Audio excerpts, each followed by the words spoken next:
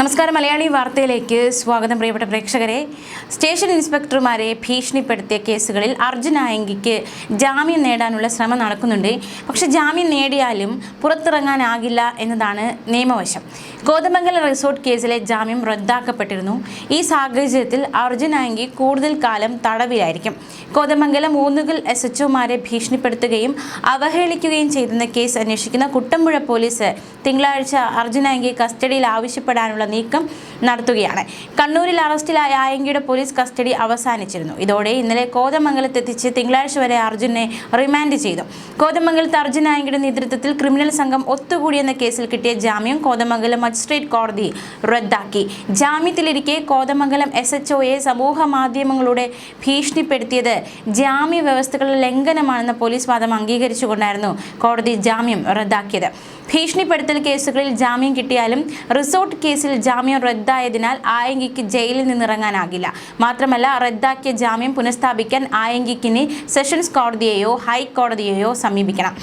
അതേസമയം കഴിഞ്ഞ ഞായറാഴ്ചയാണ് അർജുൻ ആയങ്കി പിടികൂടിയത്. എന്തുകൊണ്ട് അന്ന് തന്നെ ജാമ്യത്തിന് ശ്രമിച്ചില്ല എന്ന ഒരു ചോദ്യം വക്കീലിന് നേരെ ഉണ്ടായി. വക്കീൽ മാധ്യമങ്ങളോട് പറഞ്ഞത്, ഇപ്പോൾ ജാമ്യത്തിന് ശ്രമിച്ചാൽ ജാമ്യം കിട്ടാവുന്ന വകുപ്പുകളെ ഉള്ളൂ, ജാമ്യത്തിന് ശ്രമിക്കാമായിരുന്നു, പക്ഷെ എന്തുകൊണ്ട് അത്തരത്തിൽ ശ്രമിച്ചില്ല എന്ന ചോദ്യത്തിന് എല്ലാ കേസിലും ജാമ്യം കിട്ടി അർജുൻ ആയങ്കി പുറത്തിറങ്ങിയാൽ മതി, അതാണ് നല്ലത് എന്ന രീതിയിലായിരുന്നു വക്കീലിൻ്റെ പ്രതികരണം. അപ്പോൾ എല്ലാ കേസിലും പുറത്തിറങ്ങുക, അതായത് ഒരു കേസിൽ ജാമ്യം കിട്ടിയാൽ തന്നെ മറ്റൊരു കേസിൽ അറസ്റ്റിലാകുന്ന സാഹചര്യം. അപ്പോൾ എല്ലാ കേസിലും ജാമ്യം കിട്ടി പുറത്തിറങ്ങുന്നതാണ് നല്ലത്. അതുകൊണ്ടാണ് ഈ കേസിൽ, അതായത് അന്ന് അറസ്റ്റിലായ കേസിൽ ജാമ്യത്തിന് ശ്രമിക്കാത്തതെന്നായിരുന്നു അർജുൻ ആയങ്കിയുടെ വക്കീലിൻ്റെ പ്രതികരണം. ചുരുക്കി പറഞ്ഞാൽ എല്ലാ നിയമക്കുരുക്കുകളും കേസിൻ്റെ നൂലാമാലകളും ഒക്കെ അർജുൻ ആയങ്കിയെ കുരുക്കിയിരിക്കുകയാണ്. ഇതെല്ലാം അഴിച്ചെടുത്ത് എപ്പോൾ പുറത്തിറങ്ങാൻ പറ്റുമെന്ന ചോദ്യം വക്കീൽ നേരെയും ഉയരുന്നുണ്ട്. ഇക്കഴിഞ്ഞ മെയ് 3-ന് നിയമസഭാ വോട്ടെണ്ണലിന്റെ തലേ രാത്രിയാണ് കോതമംഗലം പുന്നേക്കാടുള്ള റിസോർട്ടിൽ നിന്ന് അർജുൻ ആയങ്കിയും സുഹൃത്തുക്കളെയും കോതമംഗലം പോലീസ് കസ്റ്റഡിയിലെടുത്തത്. എറണാകുളം റൂറൽ പോലീസിന്റെ ഓപ്പറേഷൻ സ്റ്റീൽ ബേർഡ് നടപടിയുടെ ഭാഗമായി നടന്ന ഈ പരിശോധനയിൽ സംഘടിത കുറ്റകൃത്യങ്ങൾ ആസൂത്രണം ചെയ്യാൻ ഒത്തുകൂടിയെന്ന് ആരോപിച്ചായിരുന്നു കരുതൽ കസ്റ്റഡി. പിന്നീട് കോതമംഗലം മജിസ്ട്രേറ്റ് കോടതി ആയങ്കി ഉൾപ്പെടെയുള്ളവർക്ക് ജാമ്യം അനുവദിച്ചു. ഇതാണ് കഴിഞ്ഞ ദിവസം റദ്ദാക്കിയത്. ഈ കേസിൽ 21 ദിവസം ജയിലിൽ കഴിയേണ്ടി വന്നുവെന്ന് വ്യക്തമാക്കി. പിന്നീട് അർജുൻ ആയങ്കി കോതമംഗലം SHOയ്ക്കെതിരെ സമൂഹ മാധ്യമങ്ങളിൽ കുറിപ്പ് പങ്കുവയ്ക്കുകയായിരുന്നു. ഈ കേസ് അന്വേഷിച്ചിരുന്നത് ഊന്നുകൽ പോലീസാണ്.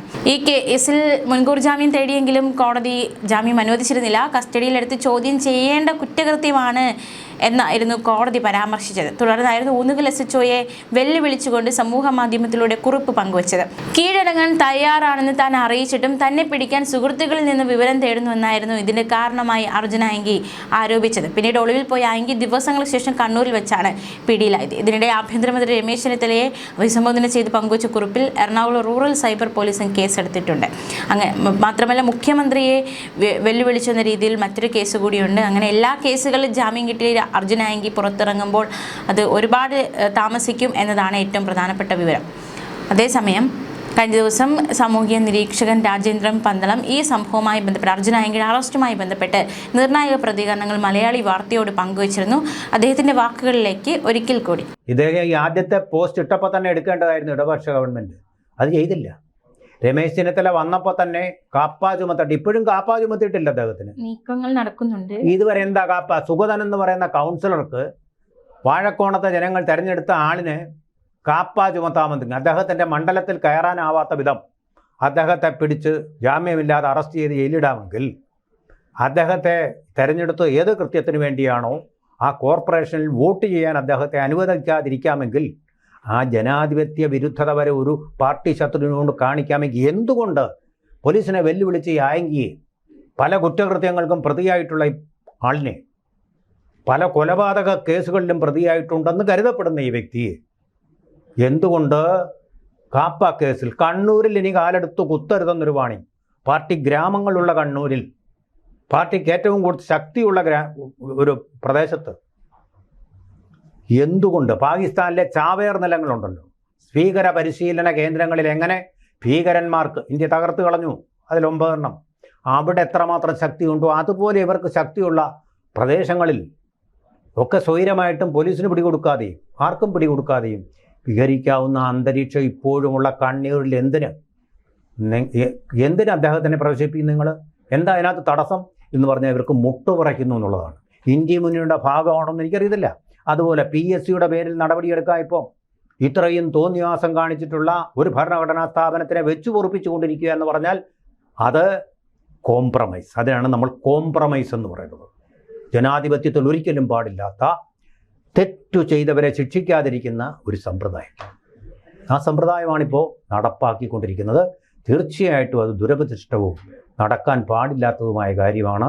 ഈ വെല്ലുവിളിച്ചുകൊണ്ട് നടക്കുന്നു എന്നുള്ളതിനപ്പുറം പല കേസുകളിലും പ്രതിയായിട്ടുള്ള ഒരാൾക്ക് കേരളത്തിൻ്റെ മണ്ണിൽ പോലീസിനെ വെല്ലുവിളിച്ചുകൊണ്ട് വെട്ടിച്ചുകൊണ്ട് 12 മണിക്കൂർ സഞ്ചരിക്കാൻ കഴിയുന്നു. മറ്റ് സംസ്ഥാനങ്ങളിലൊന്നും പോകാതെ തന്നെ കാർ ഉപേക്ഷിച്ചിട്ട് പോയിട്ട് പിന്നെയും. അതെങ്ങനെയാണ് സംഭവിച്ചത്? ഒരു വക്കീൽ ഇവന് അവരുടെ ഫ്ലാറ്റ് താമസിക്കാൻ വിട്ടുകൊടുത്തു. വക്കീലിനെ ഇപ്പോൾ അന്വേഷിച്ച് നടക്കുക. കീഴടങ്ങാൻ എത്തിയതാണ് എന്നാണ് വക്കീൽ പറയുന്നത്. കീഴടങ്ങാൻ എത്തിയപ്പോഴാണ് പോലീസ് എത്തിയത്. ഇതിൻ്റെ മറ്റൊരു ട്വിസ്റ്റ്, അതിൻ്റെ ഒരു ക്ലൈമാക്സ് എന്ന് പറയുന്നത്, ഇപ്പോൾ പോലീസ് നടപടിയെടുത്തത് ഞാൻ കീഴടങ്ങാം, കോടതിയിൽ പോയി കീഴടങ്ങാമെന്ന് സമ്മതിച്ച ഒരു പ്രതിയെ, ഇത് പലപ്പോഴും സംഭവിച്ചിട്ടുണ്ട് കേരളത്തിൽ കേട്ടോ, ആ പ്രതിയെ തങ്ങൾക്ക് പ്രസ്റ്റീജ് കിട്ടാൻ വേണ്ടി തങ്ങളാണ് ഇയാളെ പിടിച്ച് ഒതുക്കിയത്. സുകുമാരക്കുറുപ്പിനെ ഇതുവരെ പിടിച്ചിട്ടില്ല, അത് പോട്ടെ. അയാളെ പിടിച്ച് വക്കീലിനെ ഇപ്പോൾ അന്വേഷിച്ച് നടക്കുക, അയാൾക്ക് താമസിക്കാനുള്ള സൗകര്യം കൊടുത്തതിന്. എന്ന് മാത്രമല്ല, ഇയാൾക്ക് 2 ഭാര്യമാരുണ്ട്. ആ 2 ഭാര്യമാരിൽ ആദ്യത്തെ ഭാര്യ സ്വാഭാവികമായിട്ടും അവർക്ക് ഇയാളോടൊരു ദേഷ്യം വരുമല്ലോ തന്നെ ഉപേക്ഷിച്ചതിന്.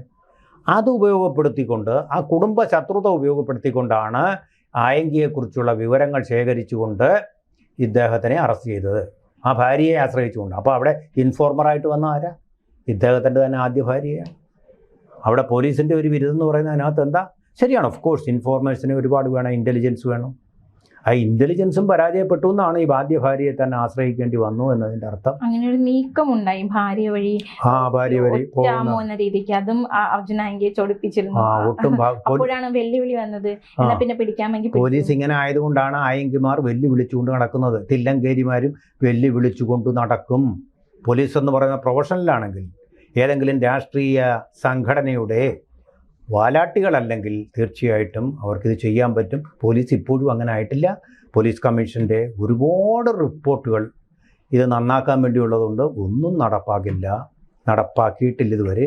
അതുകൊണ്ടാണ് ഇങ്ങനെയൊക്കെ സംഭവിച്ചുകൊണ്ടിരിക്കുന്നത്. പ്രഗത്ഭനായിട്ടുള്ള പോലീസ് ഉദ്യോഗസ്ഥരാൽ തയ്യാറാക്കപ്പെട്ട റിപ്പോർട്ടുകൾ പ്രൊഫഷണലാക്കാൻ, സ്കോട്ട്ലൻഡ് യാർഡിനെ പോലെയാക്കാനുള്ള റിപ്പോർട്ടുകളെല്ലാം അവിടെ അട്ടിയടുക്കി വെച്ചിട്ടുണ്ട്. ഒരു നടപടിയും ഉണ്ടായിട്ടില്ല. ഇപ്പോഴും രാഷ്ട്രീയ വാനരസേനയായിട്ട് പോലീസ് പ്രവർത്തിക്കുന്നു എന്നുള്ളതാണ്. അപ്പോൾ ഒന്നിൽ നിന്ന് മറ്റൊന്നുള്ളതിലേക്ക് ഒരു ട്രാൻസിഷന് കുറച്ച് സമയം എടുക്കും. കുറച്ച് കഴിയുമ്പോൾ കോൺഗ്രസിൻ്റെ ഒരു വാലായിട്ട് മാറും. This is not good for the state, may be good for the parties. Okay, അപ്പോൾ എന്തായാലും ഈ വിഷയത്തിൽ സാറിൻ്റെ കാഴ്ചപ്പാടുകളൊക്കെ കൈമാറിയതിന് വളരെയധികം നന്ദി.